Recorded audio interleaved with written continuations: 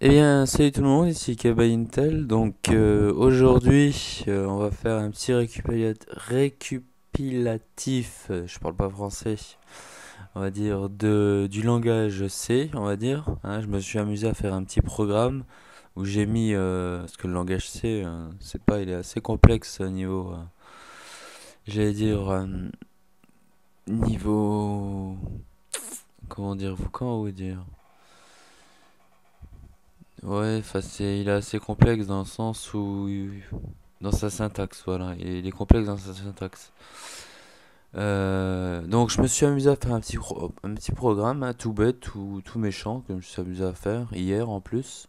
Parce que je voulais vous présenter cette vidéo hier, devant vous, en fait, faire le code devant vous. Mais le problème c'est que je me suis amusé à faire 50 000 erreurs et que j'arrivais pas à résoudre les problèmes. Donc je me suis mis dedans et puis en 10-20 minutes c'était réglé tout seul. Donc là, ce que je vais faire, c'est que je vais vous présenter le code qui reprend finalement, en fait, c'est un code qui va reprendre finalement les boucles conditionnelles, donc à savoir la boucle do while, la boucle pour et la boucle if. J'ai pas mis le switch break. Voilà, j'ai pas mis ça parce que pour le moment, j'en avais pas l'utilité. J'aurais pu le mettre, hein. On va voir peut-être que, on va voir au niveau des moyennes, on va peut-être pouvoir rajouter quelque chose, mais pour le moment, voilà, on va se contenter de ça. Donc le code, le voici. Donc je vais l'expliquer dans le détail. Donc ici, comme d'habitude, on inclut la bibliothèque standard du C, qui est stdio.h. Cogno.h, celle-ci, c'est pour la getch, hein, c'est pour attendre qu'on appuie sur une touche pour quitter le programme. Ici, vous avez le programme principal. Ici, vous avez une variable i que j'ai déclarée en global, que je n'ai pas déclarée dans la boucle pour, parce que je la réutilise, si vous voulez, dans la boucle while, qui n'est pas la boucle pour. Voilà. Vous avez un tableau de notes de type float qui peut prendre jusqu'à 11 notes. Mais bon, ici, il sera bloqué, j'allais dire, à... Attendez, je reviens de faire une erreur en fait. Non, en fait, j'ai pas fait d'erreur. Non, non, non, c'est bien, j'ai pas fait d'erreur, non. Voilà, en fait, je mets, a priori, je lui initialise d'office, je lui dis, bah écoute, attends-toi à avoir 10 notes, mais c'est pas sûr que tu vas les avoir, les 10 notes, hein. Mais attends-toi à avoir 10 notes. J'aurais pu lui mettre un tableau de 20, un tableau de 30, un tableau de 40, mais ça changerait rien. De type float, parce que c'est des notes qui vont être à virgule, généralement. Ici, je lui déclare une variable de type float que j'appelle note, parce que je vais pas travailler avec le tableau de notes de i, je vais travailler tout simplement avec note à chaque fois pour faire pour faire des tests. Ça veut dire que note de i à un moment précis, par exemple note de i va valoir dans sa case mémoire 2, on va dire, il va valoir, je sais pas moi, 15. Et ben note sera affectée de 15. Et après, c'est ici que je vais faire tous mes tests. Et ici, par exemple, si note est supérieure, enfin si note est inférieure ou égale à 0 ou, donc le ou, ça c'est le ou exclusif du C++ et du C à apprendre par cœur, ou note est supérieure à 20, strictement supérieure à 20, alors les notes doivent être comprises entre 0 et 20. Ça veut dire que la personne a saisi des notes qui n'étaient pas comprises entre 0 et 20, et le programme ne va pas fonctionner, ne fonctionnera pas tant qu'il a pas saisi les notes. Vous voyez, parce que je travaille jamais, on va dire, avec l'original. Enfin, je travaille pas avec le tableau. Le tableau, il reste propre. Par contre, si maintenant il s'avère que les notes sont supérieures ou égales à 0 et notes inférieures ou égales à 20, alors dans ce cas-là, je mets printf OK entre les notes et là, je commence à faire somme plus note de i. N'oublions pas qu'ici on est dans une boucle, on est dans une boucle pour. Ça veut dire que le programme tourne en boucle. C'est-à-dire qu'une fois que ça s'est fait, ok, entre les notes, 8, on retourne dans la boucle pour. Vous voyez ce que je veux dire? Et puis à chaque fois, en fonction du nombre de notes, parce que ici je lui ai rentré nombre de notes, donc si je rentre, je sais pas moi, 5 en nombre de notes, et bien il va faire i inférieur ou égal à 5 plus i, et à chaque fois il va faire ça 5 fois en fait, la répétition 5 fois. Voilà. Par contre, si maintenant il s'avère que, toujours pareil, s'il s'avère que j'ai saisi une note qui n'est pas comprise entre 0 et 20, eh ben, ma somme ne sera pas affectée. Ça veut dire que, voilà, il y aura rien d'affecté. C'est pour ça que je travaille jamais, j'affecte juste note de i à une variable note pour faire des tests, pour voir pour voir si les notes sont bien comprises entre 0 et 20 et pas autrement, voilà. Alors ici, ce petit programme-là, le do while là, c'est tout simplement qui tourne en boucle tant que vous lui saisissez pas une note comprise entre 0 et 10. Donc, ça s'écrit comme ça, c'est do, donc faire tant que. C'est comme ça que ça se dit en français, faire tant que.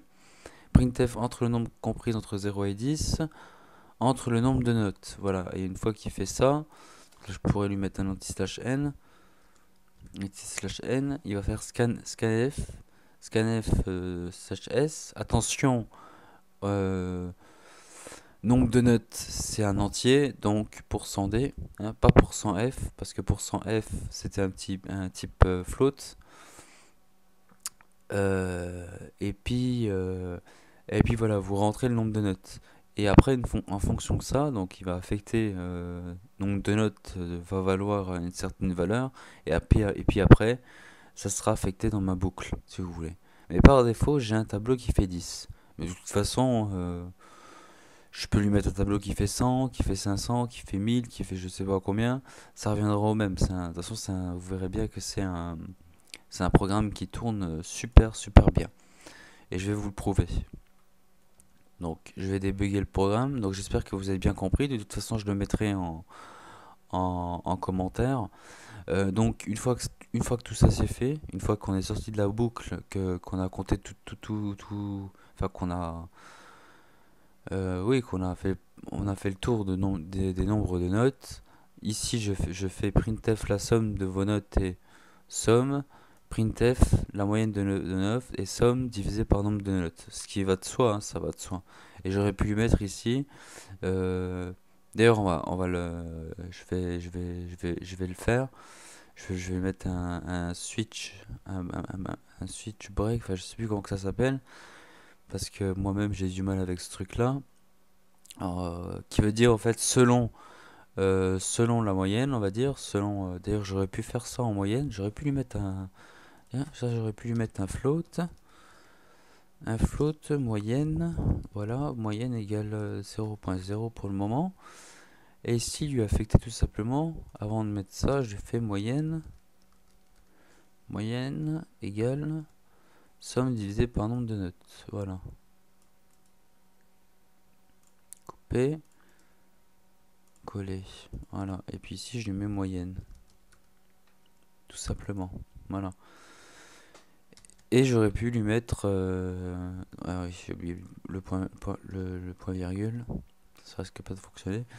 Et ici, j'aurais pu lui mettre Ouais, bon, bref, faudrait que je revoie... Pardon, faudrait que je revoie la... Parce que je sais qu'il en existe une autre, c'est la break, qui permet justement d'éviter de faire des boucles i, si ça égale ça, si ça égale ça, si ça égale ça, sinon ça. Voilà. Remarquez ici, j'ai pas mis de sinon, hein. Dans mes boucles if, j'ai pas mis de sinon. Parce que bon, ça, c'est pas obligatoire. Voilà, donc passons au test. Passons au test directement. Donc, je débug le programme. Un programme que je vous mettrai en commentaire, bien sûr. Donc, ce programme va calculer une moyenne. Les notes doivent être comprises entre 0 et 20.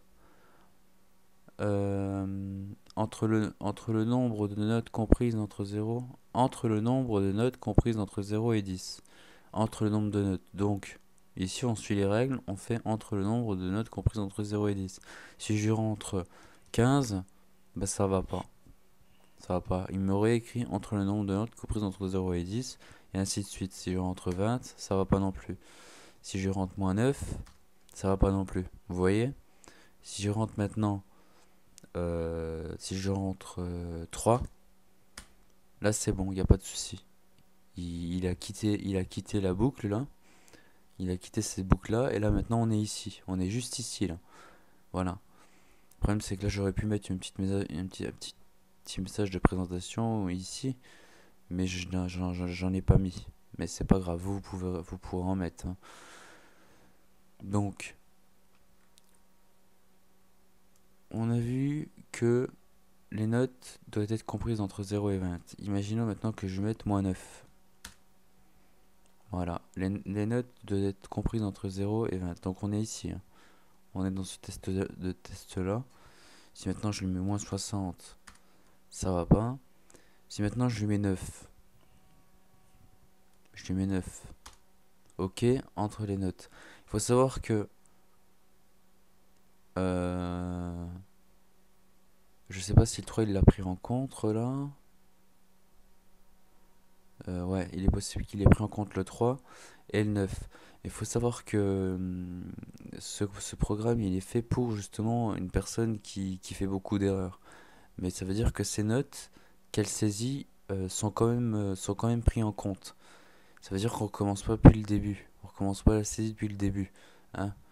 Voilà. D'ailleurs, vous le verrez. Là, je vais lui mettre 20 pour... voilà. Ce qui me déplaît quand même, c'est que... Alors...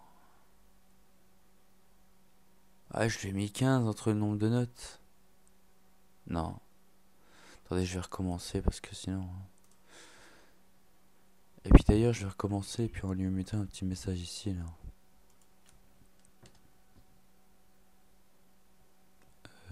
Ah oui, un petit message. Un petit message ici, printf. Printf.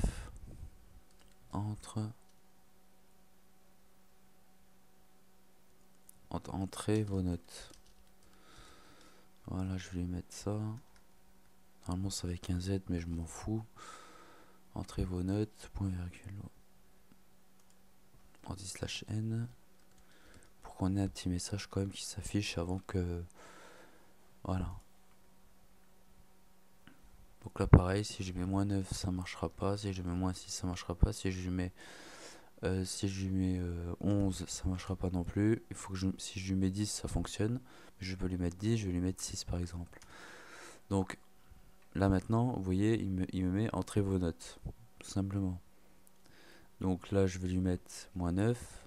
Ça le fait pas. Si je lui mets 6, ok. Si je lui mets 5, ok. Si je lui mets 6, ok. Si je lui mets 20, ok. Si je lui mets moins 7, ça ne va pas. Si je lui mets moins 5, ça va pas. Si je lui mets moins 4, ça va pas. Si je lui mets 21, ça va pas non plus. Si je lui mets 22, ça va pas. Si je lui mets 6, ça va. Et si je lui mets 14, ça va. Donc là, maintenant, ce que je vous propose de faire, c'est de prendre toutes les notes qui ont été saisies, qui ont été comprises finalement entre 0 et 20. Donc ici, ça commence ici, entrez vos notes. Donc moins 9 s'il n'était pas compris, donc le 6. Donc on prend le 6. Moi je prends ma calculette pour vérifier. 6 plus 5 plus 6 plus 20 plus... Donc le moins 7, tout ça c'est pas compris, moins 5 c'est pas compris, moins 4 c'est pour vous prouver que mon programme ne se... ne, ne recommence pas depuis le début, même si les notes sont... il peut avoir une mauvaise saisie, vous voyez, dans un programme il peut avoir une mauvaise saisie. Et c'est pour ça que la personne doit tout recommencer. Et puis 6. Ok, donc là, ça nous fait combien de notes? Ça nous fait 5 notes.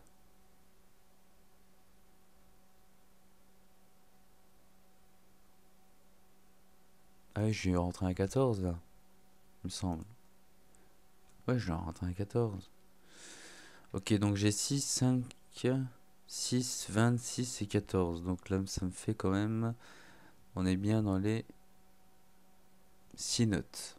Donc ça, c'est juste. Je fais ext et je tombe sur 57, moi, sur ma calculatrice.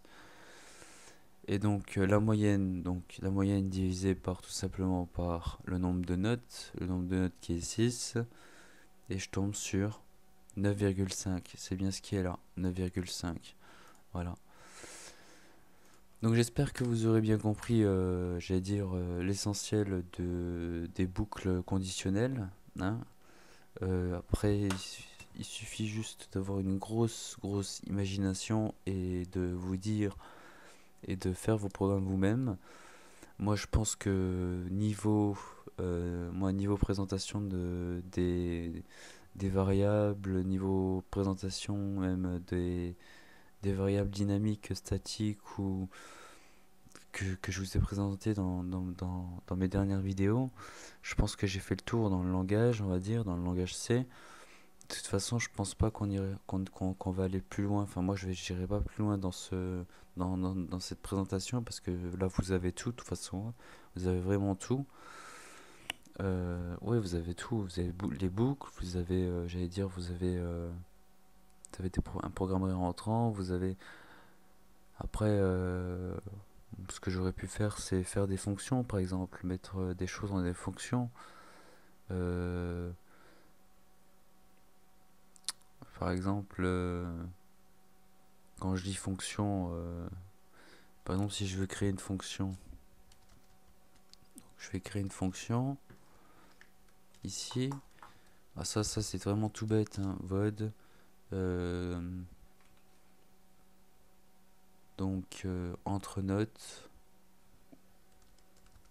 entre, entre, entre notes, deux points. Voilà, hop, voilà. Et en fait, ici, je vais lui couper tout ça en fait. Je crois que ça serait une mauvaise idée de faire ça parce qu'il va prendre ça. Donc voilà, je lui prends tout ça en fait.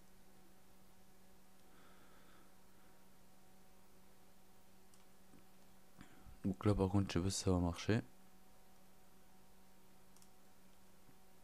Voilà, je lui mets ça, coller. Ah non, ça va pas. Ah oui, parce que c'est pas des variables globales. Ouais, ouais, c'est pas des variables globales. Donc qu'est-ce qu'il me dit? NB note et note qui connaît pas. Et somme qui connaît pas non plus. Donc je vais tout mettre en variable globale, ce que je vous déconseille de faire tout de suite déjà. Un truc à jamais faire, c'est mettre vos variables globales. Moi je vais le faire dans mon exemple pour vous montrer. Mais ne jamais faire. Ça c'est une variable globale, il faut pas le faire ça. Moi je le fais exceptionnellement pour vous montrer, j'allais dire, pour pas perdre de temps, pour vous montrer, j'allais dire, juste qu'est-ce que c'est une fonction par exemple. Mais voilà. Et ici je vais mettre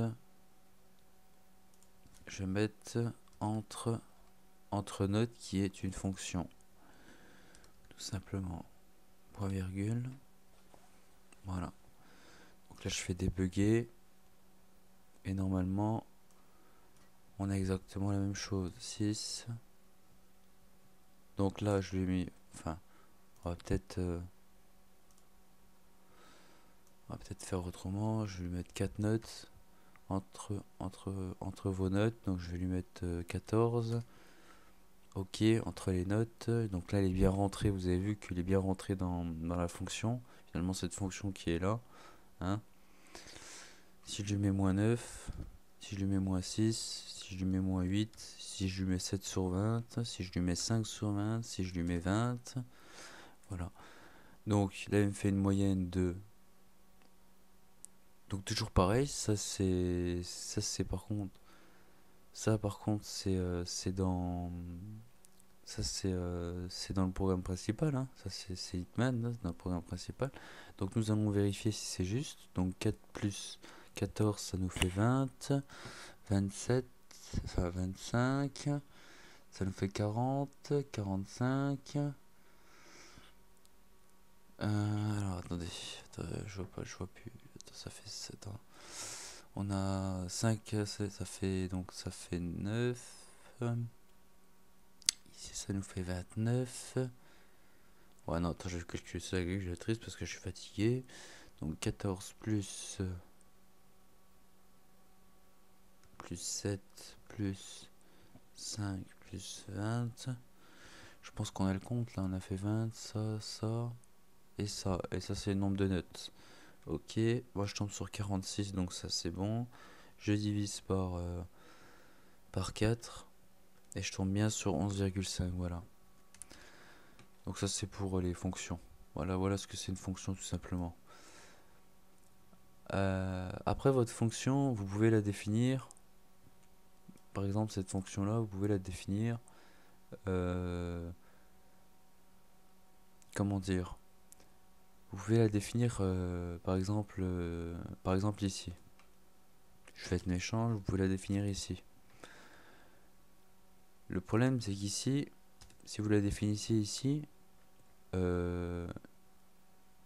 ici il la connaît pas.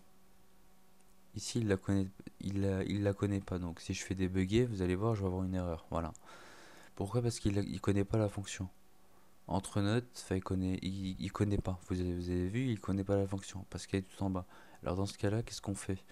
Bon, on fait void, on recopie ça, copier, coller, et on lui met point virgule. Et là, normalement, on a, on a notre fonction qui est à notre disposition. Voilà. C'est simplement le prototype a été défini le prototype de la fonction a été défini en bas, tout simplement. Et là, pareil, hein, on pourrait refaire un test. Entre le nombre de notes, je vais lui mettre 2. Entre vos notes, je vais mettre -6. Je vais mettre 21. Donc je lui mets combien? Je l'ai pas mis de note encore, alors je vais lui mettre 20 et puis je vais lui mettre 10. Comme ça je suis sûr de tomber donc ça nous fait 20 et 10, ça nous fait 30, la moyenne est de 15, voilà. Vous voyez bien qu'il a pas pris en compte le -6, qu'il a pas pris en compte le... c'est tout, voilà. Et qu'il a bien pris en compte les... voilà, tout ce qu'il faut. Donc c'est la fin de cette vidéo, j'espère que vous en aurez appris. Bien sûr une fonction, là pour le moment elle se contente juste d'afficher des choses, mais il faut savoir qu'elle peut recevoir des choses. Une fonction peut recevoir des choses et, et retourner des choses.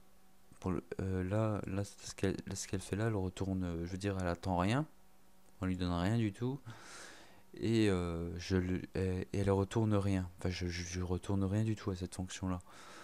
Donc voilà. Mais il faut savoir qu'il y a des fonctions où il y a des fonctions qui retournent quelque chose et qui attendent des choses.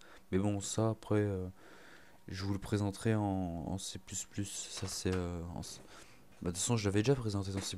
Au niveau des constructeurs, c'est exactement la même chose, hein. Constructeur, destructeur, enfin constructeur surtout.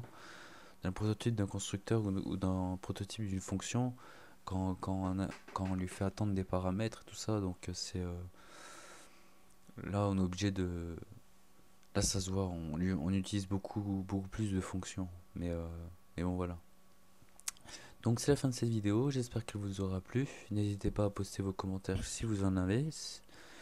N'hésitez pas à vous abonner si vous avez aimé. Et puis à bientôt dans une autre prochaine vidéo qui concernera soit l'Arduino, soit le Raspberry Pi, soit les prototypes avec microcontrôleur, ou soit le langage C ou C++, je sais pas encore ce que je vais faire, ou soit l'électronique en général. D'accord, voilà. Bon, allez, à bientôt tout le monde. Ciao ciao.